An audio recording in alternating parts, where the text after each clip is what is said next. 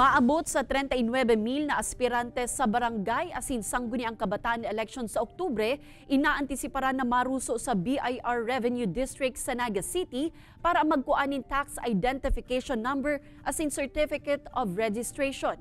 Mga dokumento na kukuanon sa opisina, rekisito sa pagsumitir nin SOSE pagkatapos kan pirilian. Uyan report ni Chris Novello.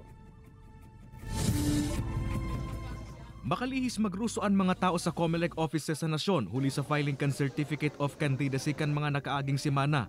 Pigaan naman ngunyan kan BIR Revenue District Office 65 ang pagruso kan mga makandidato sa maabot na perilian na makuan ng dokumento sa opisina. Pig-antisiparan kaya kan opisina ang haros nasa 30,000 na mga political candidate na makuan ng Certificate of Registration as in Tax Identification Number o TIN.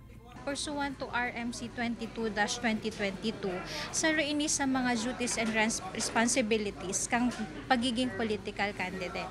Otherwise po, magkakaigwa kami ning lakdang para po i-monitor and suratan sinda if the isinda nakapag-comply sa registration process.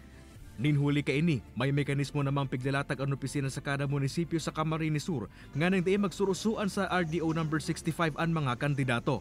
With regards to registration, sir, nagpapa-overtime kami every Saturday. Ang kinikater lang namin is yung mga barangay candidates.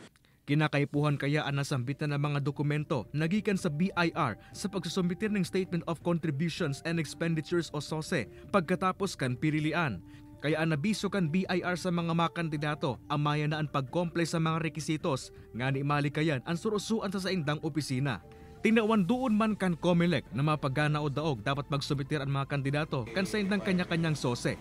Pag maori magsubmit SOSE o di magsubmit SOSE, pwedeng may mamultahan kang COMELEC. Tapos pag 2 consecutive times na din nakasubmit na SOSE, pwede po sindang ma-disqualify na magdalagan sa mga succeeding elections.